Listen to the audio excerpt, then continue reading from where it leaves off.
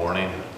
Happy Sabbath to all of you. I just want to extend once again a very special welcome to our guests today. Thank you for coming to join us, and a very belated Merry Christmas to all of you.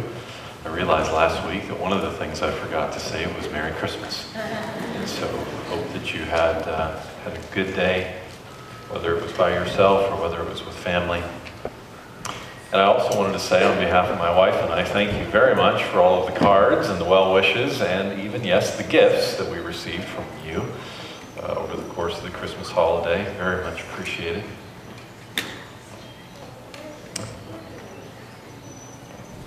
This church engages in something called Nativity. You heard about it just a few moments ago, that we get to actually take down all of the scenes that are surrounding the church, and we'll do that fairly soon.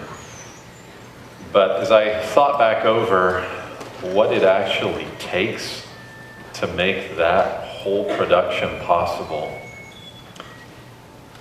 it takes all of you and so many more people that are even seated here today. It takes so many things that most of us don't even see. Special things, people doing behind the scenes things that few of us actually notice or get to see. And all of that working together just makes it possible for people to come and hear that story of Jesus in a really powerful way. So I just want to say thank you again for giving your time just before the Christmas holiday, giving your energy, standing in the rain and in the cold, whether you were sewing, getting things ready, whether you were taking care of the animals, whatever it was that you were doing for that, or whether you were simply praying that we would all survive. Thank you. Thank you for making that possible as a church family. I truly, truly am grateful for all of you.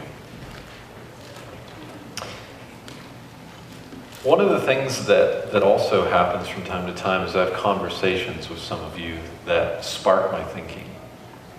And I forgot to mention this to you last week as well, but the nucleus of last week's sermon came out of one of those conversations with one of you.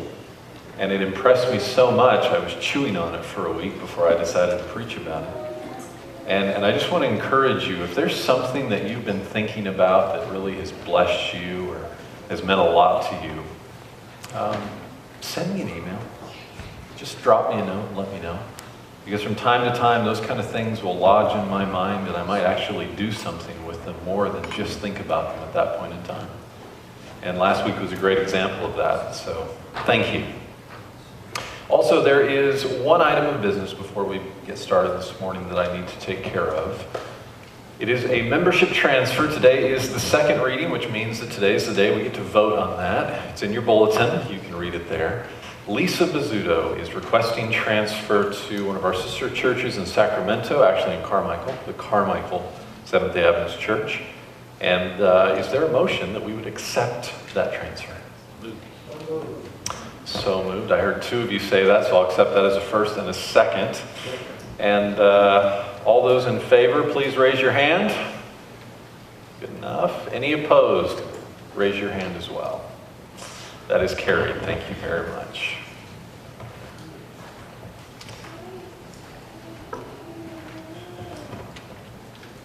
Do you have any family rituals? Things that you do, and you're not certain if other people do, but you and your family do this? And do you have rituals that are they happen fairly often? I do. And in our family, this is something that takes place quite regularly, and it happens more for me because I actually leave the front door rather than the garage door to go outside. There's this ritual that I have, and whenever my wife is with me, we do this together. Before we step out of that door, there's a couple of things that we do. We usually look around the house and we make sure that the lights are off, or at least the ones that we want off are off. You ever keep the lights on in your house just so it looks like somebody's home? Yeah, it's a good idea from time to time. So we check to make sure the lights are off that we want, make sure that the heater is turned off if we're going to be gone for very long, or if it's summertime, make sure the air conditioner is turned off, so that's even more expensive. And we'll look around just to make sure that things aren't left in a way that we don't want them to be when we get back. We may take one look around to see the things that we need to take care of when we get back. And I try not to think too much about that. But there is one thing that I always do before I close that door. And I do this for a very good reason. I stick my left hand right here. Because there's something I always carry in my left pants pocket. And I have them in there today. And you may carry these around with you too. They're keys. Now, I always do this because one time I didn't. And I was leaving the house, and before I closed the door, I did not check. I did not go through my ritual, and I found myself outside in the cold at night in a t-shirt with no keys. I could not get in my car, and I did not know anyone in the complex well enough to ask them, would you take me in? I'm cold. The only thing I had, and this was very fortunate for me, and I don't know why, I had just my cell phone. And so I had to call my wife, and she was somewhere with a friend, actually one of you. She was in town with one of you, and honey, I forgot my keys in the house, and I'm outside, and it's really cold. She said, well, I'll finish up what I'm doing, and I'll be over as quick as I can. And so when you're cold, the best thing you can do is not stay in one place, it's move. And so I got a lot of exercise before she got back, trying to stay warm.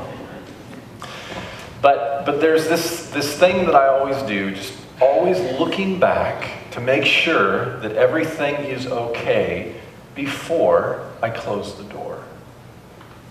Now, proverbially speaking, we are right about to close the door on 2013. And we're going to step across that threshold into a new year. A year that we've not lived in, and we can't go back to 2013 once 2014 comes. It's over, it's done with. And so before we close the door on this year, there's just a few things that I'd like us to think through. I'd like us to look back for just a moment. Over the course of this year, all 360 some days rather, of this year that we've lived in so far, and think for just a moment. And today, I'm not so concerned about telling you anything. My sole purpose here today is to help you have some conversations with God that may need to take place in the days that remain in 2013. All I want to do today is to give you an opportunity to think and to listen for God's voice. And if He says anything to you, that you would pull out your smartphone or your tablet or a piece of paper and a pen, and you'd actually jot down what that is.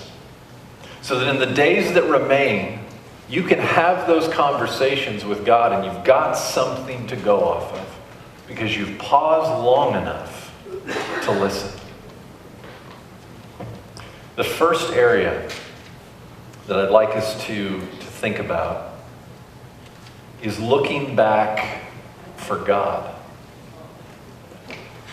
My wife and I did this last night, and we realized that it's very easy to think back to all the things that we did not like in 2013. The things that were painful, the things that did not go well. And we can list them fairly quickly. Human nature goes this direction easily. But what's more important is actually thinking back to what God did in 2013 that we could not have done ourselves.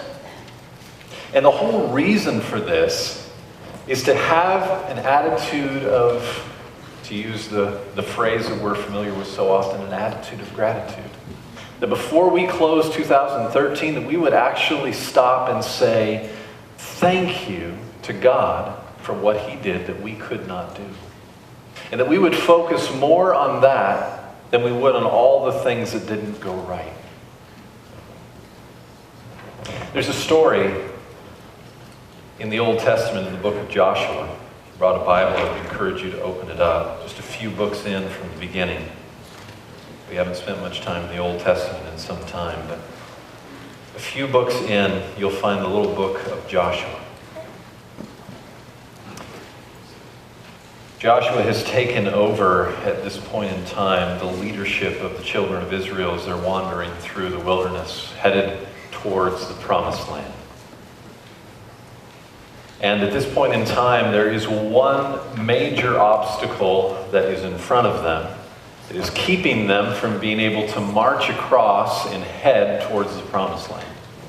And it's one that is big, and it is wet, and it is wide, and it's called the Jordan River. At this point of the year, it is flooding its banks, and it is spreading out everywhere, and there's really no good place to cross it. And they're standing on the opposite side of this river. And God tells Joshua something that he wants them to do. He wants them to step in to that river. So the priests take this ark, the covenant, where God rests inside of the temple. He hovers above this place. They're carrying this, and they take one step into the water. And the water parts, and it rolls back up, and it goes downstream, and it leaves emptiness. Just a riverbed right there in front of them. And the priests walk out into the middle of this river. And then Joshua asks them to do something. He picks 12 men, one for each tribe that's represented there, those million-plus people. And he asks them to take from that river one each a big stone. Pick one up and take it across with it. And listen to what that was. Verse 19, and he actually mentions this twice in the chapter. Chapter 4, Joshua, and verse 19. Right there at the beginning of that book. Now the people came up from the Jordan on the 10th day of the first month, and they camped in a place called Gilgal on the east border of Jericho. If that doesn't help you much, you just pull out a map and kind of look for Jericho and the Jordan River, and that will give you a bit of an idea. And those 12 stones which they took out of the Jordan, Joshua set up in Gilgal. Verse 21, then he spoke to the children of Israel, saying, when your children ask their fathers in time to come, saying, what are these stones? Then you shall let your children know, saying, Israel crossed over this Jordan on dry land. For the Lord your God dried up the waters of the Jordan before you until you had crossed over, as the Lord your God did to the Red Sea, which he dried up before us until we had crossed over. That all the peoples of the earth may know the hand of the Lord, that it is mighty, and that you may fear the Lord your God forever. Take these 12 stones, and we're going to set them up right here as a memorial of exactly what God did at this point in time. And when people walk by and they ask you, hey, what does that mean? You'd be able to think back and say, wow, that's what God did at that point in time that we could not do ourselves. And constantly it would be a reminder to you to be grateful for what God did. Your children would ask in time to come, what do they mean? Well, let me tell you the story and reflect back on the goodness of God and the power of God. And so I want to ask you for just a moment, what has God done in 2013 for you or your family that would be like that situation at the Jordan where 12 stones should be placed and you constantly be able to remember, this is what God did? What was that? Maybe it was the miracle of a child that came into your family this year. I know several of you that is the case. For some of you, it may have been your finances. As you looked over the course of this year, you did not know how you were going to make ends meet. And you come right down to the end of it, and somehow, some way, God worked a miracle, and you're still in your home. There's still food on the table. You're still able to pay your bills.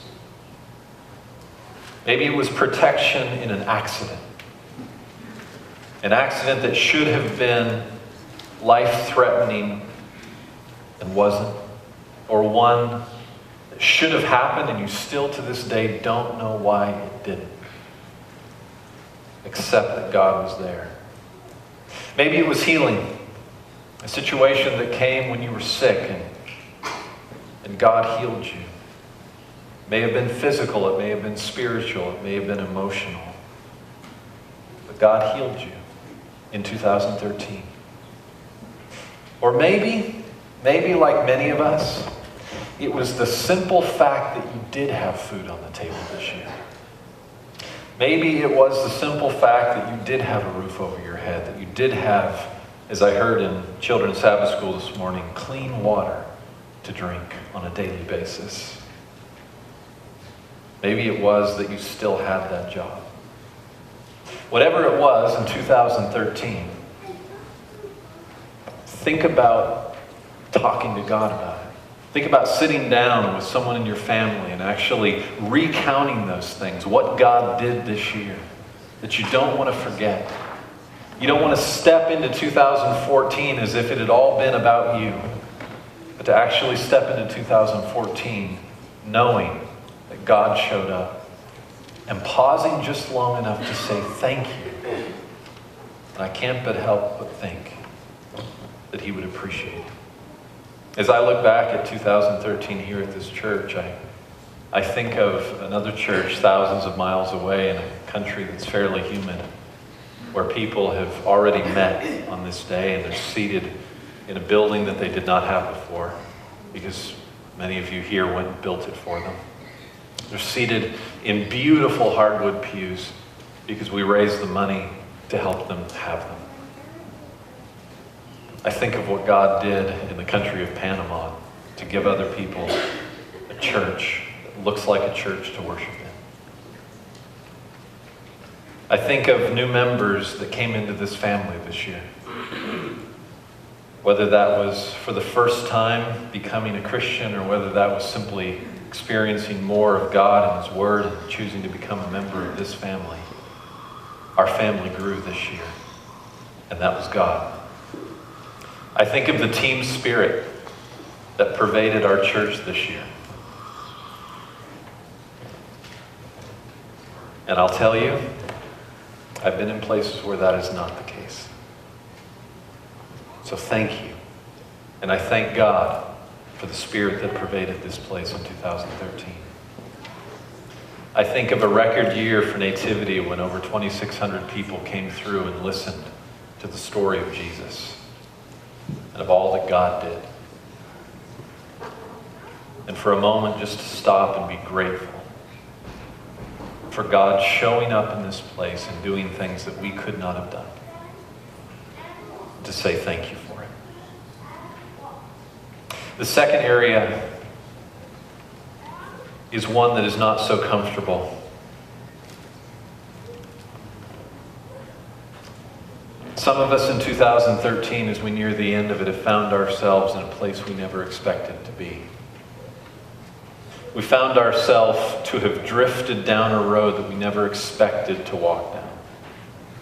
We find ourselves right now in a fairly empty place, realizing that it's a place we don't want to be in.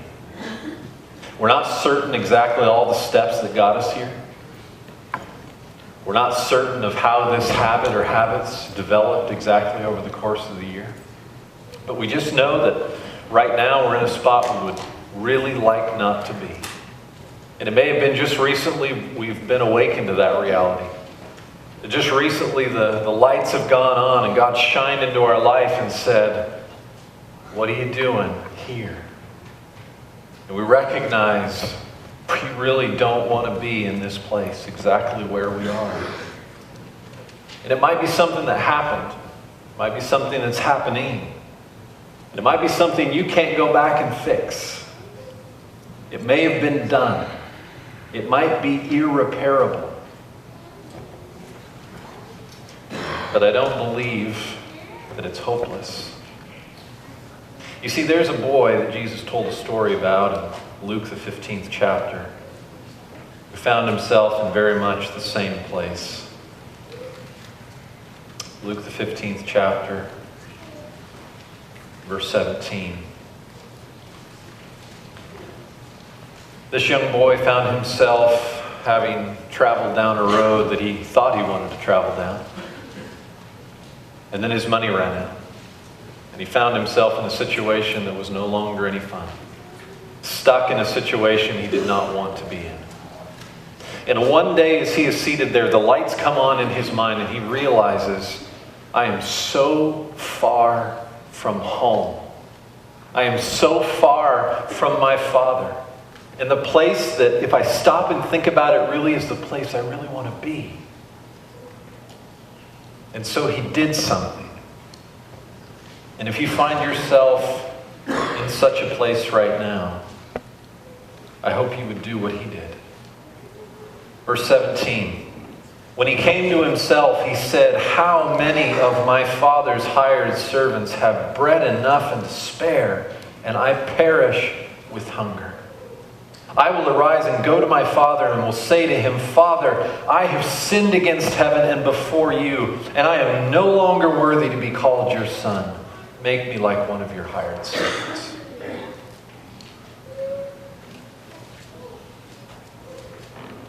You might find yourself in such a place at the end of 2013.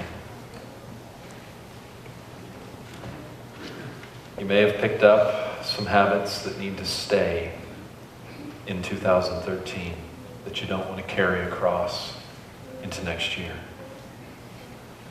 Some of you may have gone into debt this year in ways that were dangerous.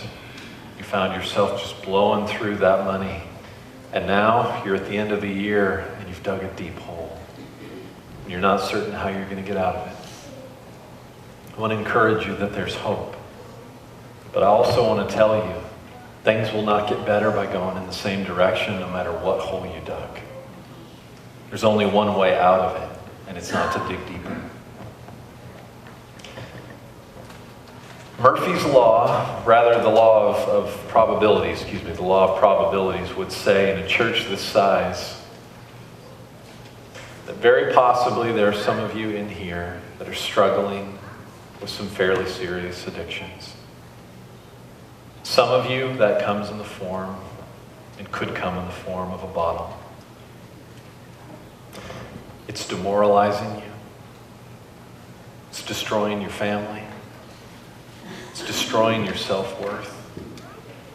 And it's not really fixing the pain that you feel inside. Because if it was medication only, you'd have been over it by now.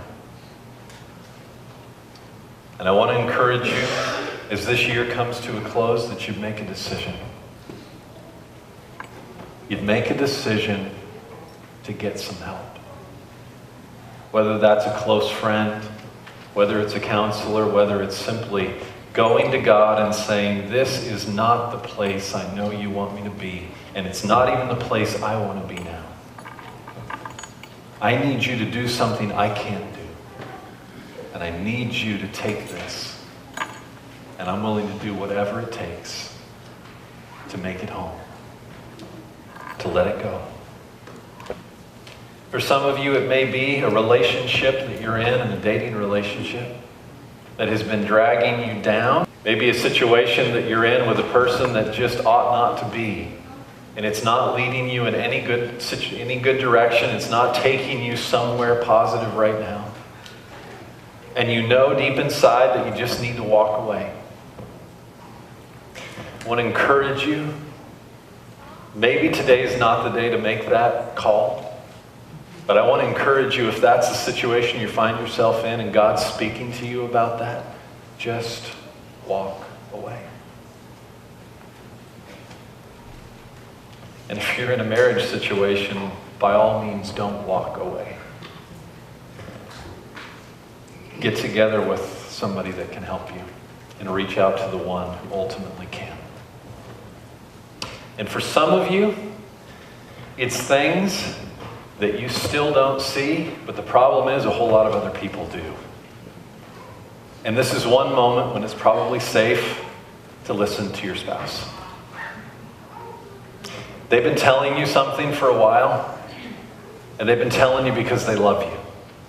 Maybe your close friends have been telling you because they love you, and you just haven't wanted to see it. whatever it is, would you just make that decision today? To say, God, I don't even know how to begin, but I am going to straightforward come to you and say, this is something that's got to change. This is something that's got to be addressed. And I want to invite you into this place in my life.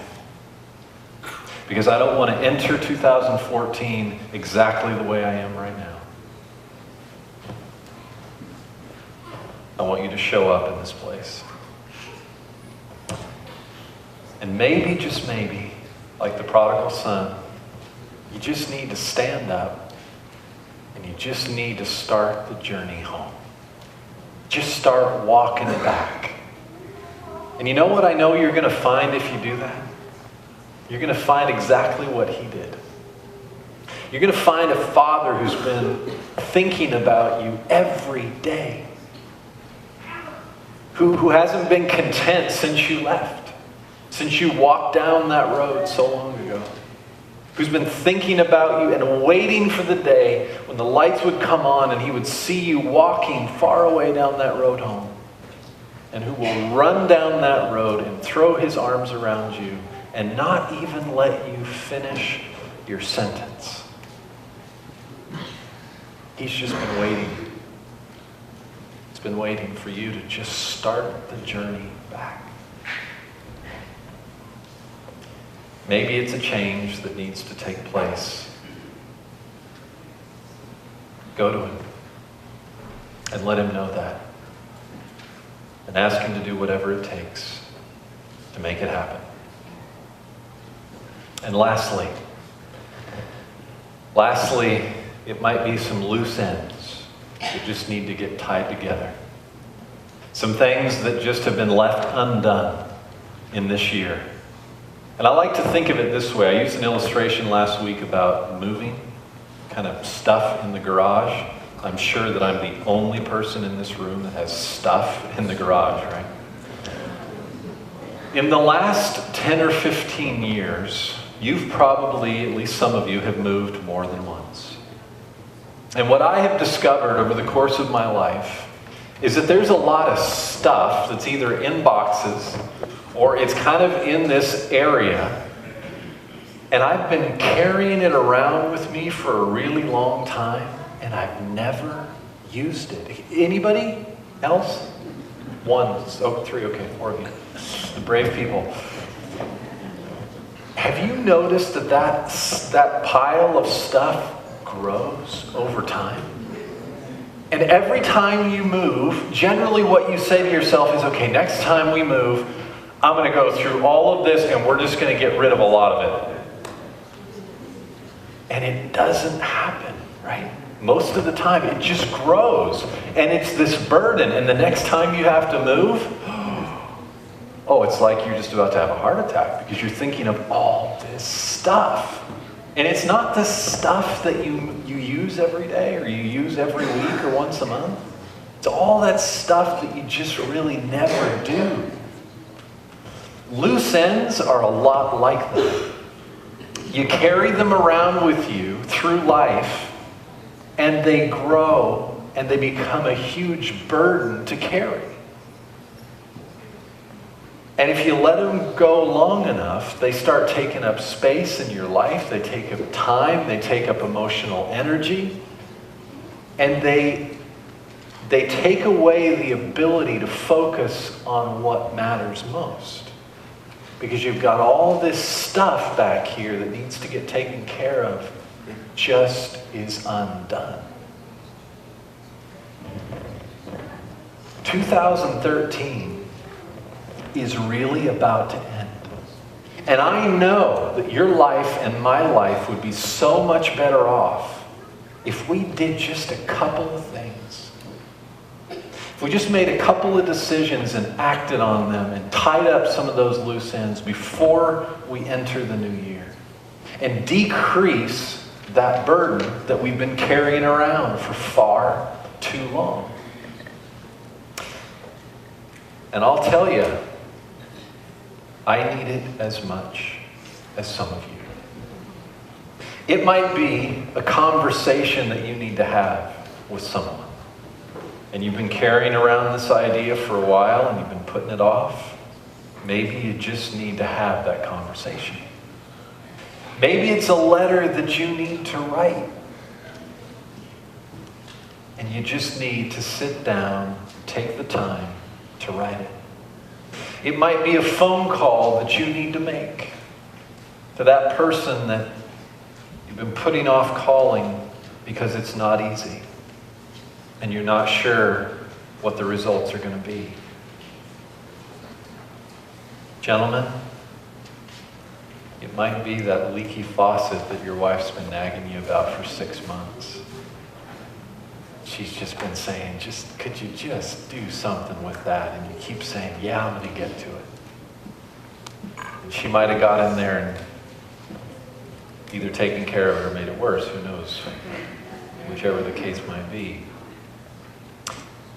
It might be simply to return that book, sew that button on a shirt. It could be simple. It could be huge. And that depends on your situation. For some of you, there are people you owe some money to. And you don't like it, and truth be told, neither do they. But you owe them, and you've owed them for quite some time. And the burden of that you've been carrying is a little heavy. And it's time to just make a decision. You're not sure how you're going to pull all that together, but it's time to make a decision. I'm going to pay them. And I'm going to start scraping the money together, and I'm going to go without whatever I need to go without so that I can take care of this responsibility that I have. And I can enter into 2014 free and clear. Some of those people may be in the form of a business. It might be a company that you owe some money to. And you've been getting letters about this. And for some of you, it's not because you don't have the money to pay it, you just haven't done it. Financial obligations that you've been putting off.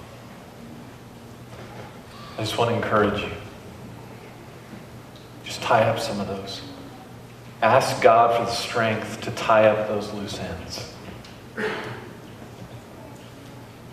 And I'll be really honest with you. There's a loose end here at the church that you heard about this morning that burdens me on an almost daily basis. And it's a number. It's printed in your bulletin. It's got these brackets around it that just drive me nuts every day. And that number is just not what I want it to be. And I look into 2014 and I look at all the amazing things that could be done. And I see that number and I'm thinking, how are we going to do all of it? How are we going to keep sending kids to Christian school for folks that can't fully afford to do that? And the truth is, I don't know. But I would love, if it's possible, to see that happen before we enter into 2014. I'm not asking you to sell the car and sell the house by any means, but if God impresses you, I would love to see that number change. And so that little manger is up here. At the close of the service today, if God impresses you, just come on and drop that off front. For some of you, you may do things on the internet like my wife and I do, and you can do your giving online. It's really easy and simple to do. If you have questions, come see me about that after church. Be happy to help you with it. Before we close the door on 2013, I just want you to look back. And I want you to take the time to say thank you for what God did in 2013. I want you to stop and actually assess if a change needs to happen. And if it does, that you'd go to God and invite Him into that place and ask Him to do what only He can do and encourage you to begin the journey back home to Him. And lastly, to tie up some loose ends so that you can enter this year more free than you've been for God and His kingdom and your family. And so I want to ask you, what is it that God is calling you to do as you look back before you close the door. I want to encourage you to write that down. Don't let it go. Don't just think I'll remember it. Just write it down, text it into your phone, and have that conversation with God before the year is through.